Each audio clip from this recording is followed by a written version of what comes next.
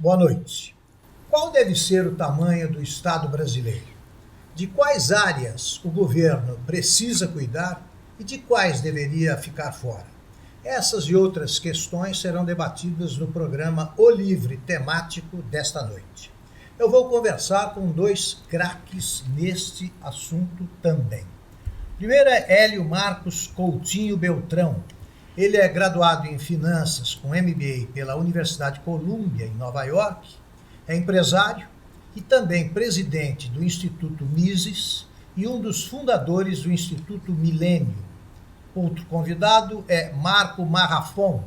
Ele é secretário de Educação, Esporte e Lazer do Estado de Mato Grosso e é presidente da Academia Brasileira de Direito Constitucional. Muito obrigado pela presença de vocês, Hélio, Marco Marrafon. Eu começo perguntando o seguinte ao Hélio, queria que em seguida o Marrafon comentasse. Qual é o estado ideal para você, Hélio? Qual é o estado mínimo? Ideal significa o quê? Do que é que ele cuida e do que deixa de cuidar? Boa noite, Augusto. Obrigado por estar aqui, Marco. Obrigado a vocês. Prazer. Em primeiro lugar, eu vou dizer que o Brasil é o estado máximo. Né? O Brasil é uma ilha de iniciativa cercada de governo por todos os lados. Desde a certidão do nascimento ao atestado do óbito, a gente tem governo. Então, o que a gente está falando aqui, falar sobre ideal é divertido, mas muitas vezes pode ser pouco prático, porque o que a gente está falando é que a gente precisa de uma imediata redução do tamanho do Estado já, porque qualquer redução já vai no sentido melhor. Agora, o que é o ideal? Eu tenho a seguinte opinião. As pessoas que defendem que o governo deva fazer muitas coisas, elas presumem que o governo pode ser um bom gestor, que ter o monopólio em si e se financiar com base coercitiva em impostos pode dar bom resultado. E o que eu acredito que a tendência é justamente o contrário, que você tem um monopólio, ser um burocrata administrando, tomando decisões de informações que estão dispersas no mercado, isso tende a ser ruim em termos de gestão. Então, a prova dos 9 seria, então, se você acredita que essa tese é verdadeira, quebre o monopólio e torne o financiamento desse bicho voluntário. Pega, por exemplo, os Correios. Por que diabo o governo tem que ter o monopólio dos Correios e fazer Correios? Qual é a lógica disso? Como é que é em outros países, por exemplo? Como é que funciona? O Correio é privado. Privado. Muitos, claro que tem alguns lugares que é público. Mas o que acontece é que a gente tem um problema quando depois de muitas décadas que algo é público, as pessoas passam a não conseguir acreditar que possa ser diferente. A gente tem um problema aí, mas a realidade econômica de gestão continua sendo a mesma. Um cara centralizado, com monopólio, tendo financiamento fácil por impostos, tende a oferecer um serviço muito pior. Então, o que a gente deveria se preocupar para chegar no ideal, para ter uma sociedade decente, nós precisamos atender os desamparados. Não podemos deixar desamparados aí que não tenham condições mínimas. Isso é tarefa do governo. Vou chegar lá. Eu acho que a gente tem que atender. Se precisar ser do governo, no limite, eu diria que poderia ser. Mas eu tendo a acreditar que mesmo isso, a iniciativa privada faz melhor. Mas é uma longa discussão teórica, não sei se cabe aqui. Mas o ponto é, isso atendido, os desamparados tendo condições mínimas de dignidade, quem deve fazer gestão de saúde, estrada, etc., deve ser a iniciativa privada, porque se for diferente, vai ter desperdício, vai ter corrupção e os serviços não serão bons. Nós vamos voltar a tratar desse assunto, ele não cabe uma resposta só, mas eu queria que o Marrafon comentasse agora as suas observações e também lembrando o seguinte, o Marrafon sabe, né, como é que funciona essa máquina aí por dentro e foi secretário de Planejamento. Né? Exatamente. Então eu queria que você comentasse isso. O que o Estado precisa fazer? O que é tarefa do Estado e o que não precisa ser? Primeiramente, muito obrigado pela oportunidade de estar aqui. Augusto, é sempre uma alegria. Num debate de tão alto nível, o doutor Hélio também, é uma satisfação muito grande poder estar discutindo ideias que efetivamente são muito oportunas. Um dos grandes problemas hoje é nós discutirmos reforma do Estado sem antes fazer essa pergunta fundamental que você tinha feito antes, ou seja, qual é o Estado desejável ou necessário? E antes disso também identificar bem o que significa o Estado mínimo. Ou seja, quando falamos de Estado mínimo, tem que ter bem claro duas dimensões do Estado e da sua construção teórica na modernidade. A primeira delas é a dimensão estrutura, e a segunda dela é a dimensão função. Como se dissesse, para qual estrutura para cumprir determinada finalidade. Então, na acepção clássica, Estado mínimo ele tem uma estrutura mínima, seriam pouquíssimos ministérios, e também papéis mínimos, funções mínimas. Isso. Basicamente, segurança interna e externa, basicamente garantia contratual, por exemplo, via Poder Judiciário. O Judiciário, nos tempos, né, do início da modernidade, servia para garantir liberdade individual, contratos e autonomia da vontade. E essa estrutura permitiria, no máximo, algumas entradas onde o mercado não teria papel. Por exemplo, um determinado monopólio que não seria rentável, mas que exerceria uma função pública. Isso seria aí o conceito mais mínimo do mínimo. E educação e saúde? No mínimo do mínimo, inclusive, você teria aí essa acepção privada para cuidar desses temas. Mas isso já é uma concepção que a gente reputa ultrapassada. Ou seja, é possível você imaginar uma estrutura necessária para funções públicas, inclusive falando em funções públicas não necessariamente gestadas pelo Estado, ou seja, a partir de parcerias. Então você coloca aí uma nova dimensão no debate, que é justamente desconstruir a ideia de que necessariamente uma estrutura pesada tem que estar atrelado a funções minimalistas. Você pode estabelecer, por exemplo, um modelo estratégico do Estado, aquilo que a gente pode chamar de um Estado para o século XXI, que ele possa ser um indutor de desenvolvimento de funções públicas, ainda que ele não seja um gestor primário ou um interventor primário na questão econômica. Então é importante dividir essas duas questões para a gente analisar o papel do Estado no mundo contemporâneo. Então, eu queria saber o seguinte, pergunto primeiro ao Hélio. Qual é o país que mais se aproxima ou que é o mais avançado, o país mais avançado nesta questão? De redução... Deixa eu fazer primeiro um comentário ao que o Marrafon colocou. Na questão da educação e saúde, eu acho que a gestão disso é muito melhor feita pelo setor privado. Então, deveria ser privado, desde que você esteja atendendo o desamparado que precisa de condições mínimas. Quer dizer, o governo regula, o governo cuida disso. Eu acho que não. A educação deveria ser livre. Então, e como fazer para que sejam atendidos os... Teria que ser atendido o desamparado? No passado, quem fazia esse atendimento eram as igrejas e na saúde eram as Santas Casas, por exemplo. Como está a Santa Casa hoje? Verifica. Estão todas quebradas. Por quê? Porque o SUS permitia que cada um de nós, porque é gratuito e universal, você vá até a Santa Casa e ela vai ser reembolsada. Quando começou esse jogo, o valor da tabela parecia bom, aquele negócio parecia interessante para a Santa Casa, ela começou a aceitar o assegurado do SUS a ir lá.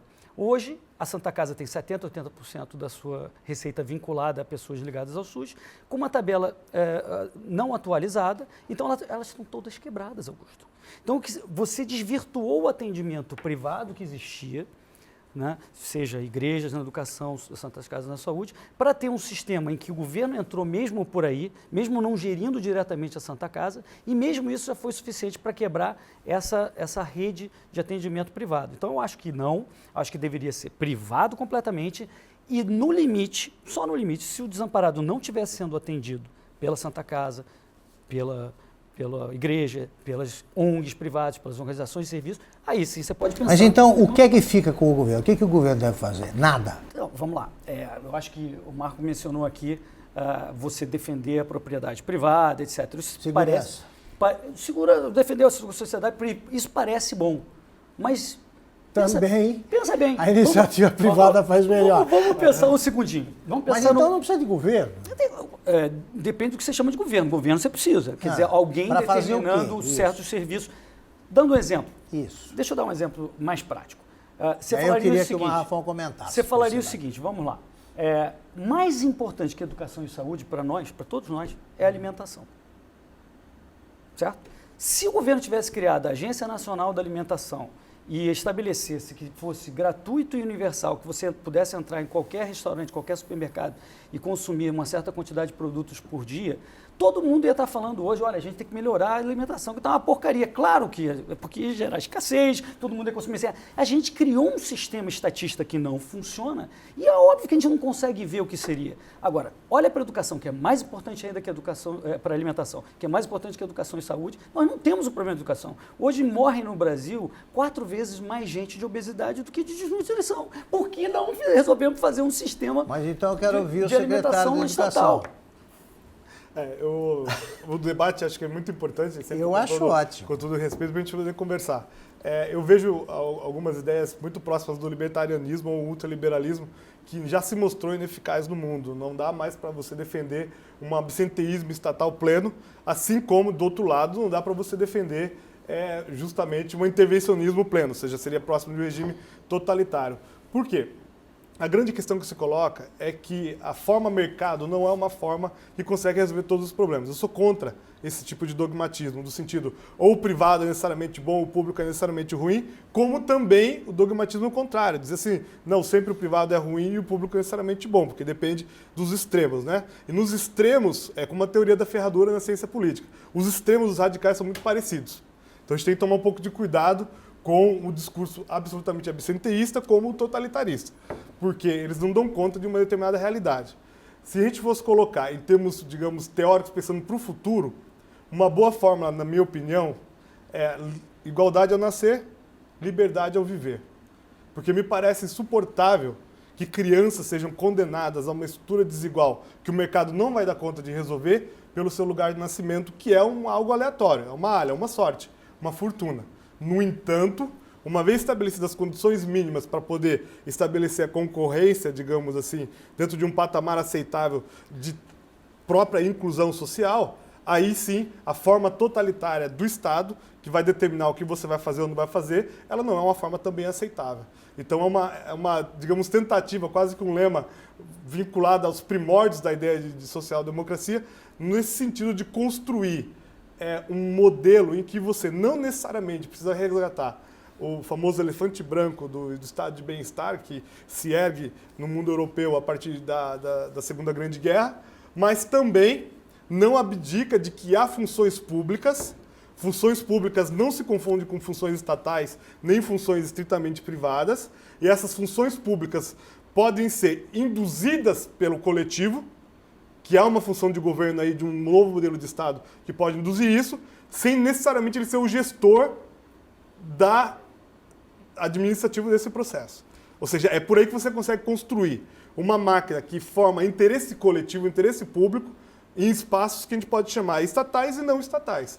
Achando essas expressões ótimas. Queria que o Hélio retomasse o que vinha dizendo e insisto na pergunta, qual país se aproxima do modelo ideal, mais se aproxima do modelo ideal? Vamos lá, para responder essa pergunta. Eu acho que a gente tem que analisar cada serviço, já que a gente está discutindo vários serviços. E quais são os serviços? Então eu prefiro eleger um país para cada serviço que a gente falar. Tá. Eu vou mostrar que tem um país onde a educação funciona bem privada, onde a saúde... Você não vai encontrar necessariamente um determinado país onde tudo acontece. Se eu tivesse que dizer, eu diria que os Estados Unidos, na década de 80 do século XVIII, seria um ideal nesse sentido. Mas os Estados Unidos do século XVIII não existe mais aqui, no início do século XIX. E a maior parte dos países do século XIX, da Europa, também eram assim. Né? Então, a gente é muito mais próximo do que eu acredito que funciona melhor. Mas a gente pode discutir serviços específicos. Mas eu queria fazer um comentário sobre o que o Rafa falou. Ótimo! Eu também concordo 100% que não se deve ser dogmático. Eu acho que dogmatismo não funciona. E eu acho que a pessoa que insiste em achar que a centralização, o monopólio, pode funcionar tão bom quanto a livre iniciativa é um dogmático, em definição. Porque a gente sabe que a tendência é que o cara que só ele pode fazer, que ele tem recursos que vêm para ele obrigatoriamente via impostos, esse cara tende a não fazer um serviço melhor que um serviço prestado em termos voluntários. Então, o dogmatismo é ruim, mas quem é dogmático aqui é quem defende a centralização na mão de um burocrata. Aí que vem o dogmatismo. Porque funciona melhor, como a gente vê no mundo inteiro, se você analisa caso específico, setor específico, a iniciativa privada fornece melhor, não tenho a menor dúvida. Mas não ficou claro para mim o que é que não pode sair da mão do governo, o que é que precisa existir. O governo existe para fazer segurança, é isso? Eu acho, Augusto, que não para existe... cuidar de, né? Não fazer. Eu acho que os governos que tendem a ser mais liberais nas suas políticas vão ser melhores. Mas não há uma resposta do que isto o governo deveria fazer. Porque em todo momento você vai ter um exemplo em algum país em que aquilo não é feito pelo governo. Concorda, Rafael? Eu acredito que existe sim uma pauta mínima do Estado que deve ser cumprida e uma pauta social do Estado que deve ser cumprida não efetivamente enquanto função, digamos, gestão puramente estatal. A pauta mínima a gente pode colocar, se a gente fosse analisar o quadro constitucional brasileiro, aquilo que a gente poderia chamar de direitos fundamentais individuais. Ou seja, é preciso você construir um sistema de governança em que você garanta a representação política, você garanta a democracia, que você garanta o direito de ir e vir, que você garanta o direito do devido processo legal, que você garanta o direito de não invasão do domicílio. Isso precisa também do aspecto de segurança pública. Na pauta social, nós temos algumas pautas que são públicas, não são nem privadas nem estatais, trazendo um conceito de público que se desvincula do estatal.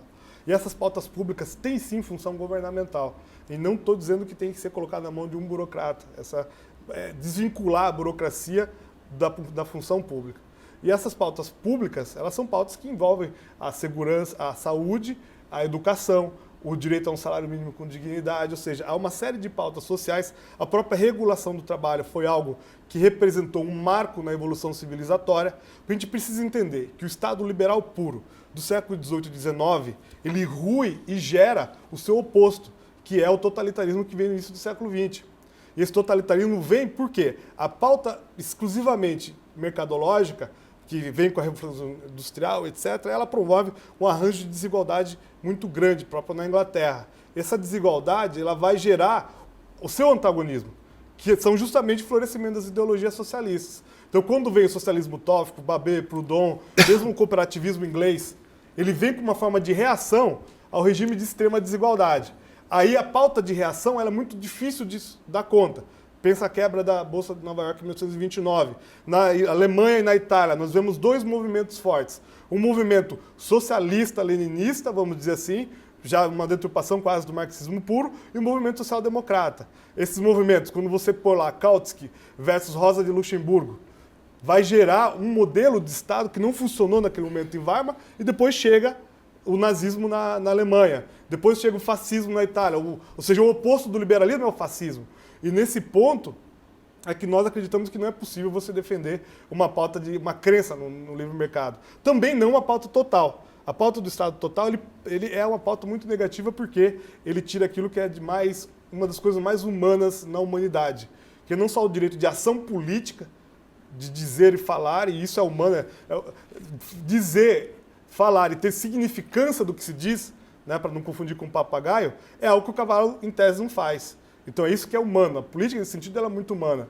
E não só isso, ela traz aquilo que é muito próprio da humanidade a partir desse logos, que é pensar e falar, que é a liberdade. Bem, então, nós estamos terminando aqui a primeira parte de O Livre, temático, que está discutindo qual deve ser o tamanho do Estado brasileiro, né, do governo brasileiro. Nós voltamos daqui a pouco com Marco Marrafon e Hélio Beltrão.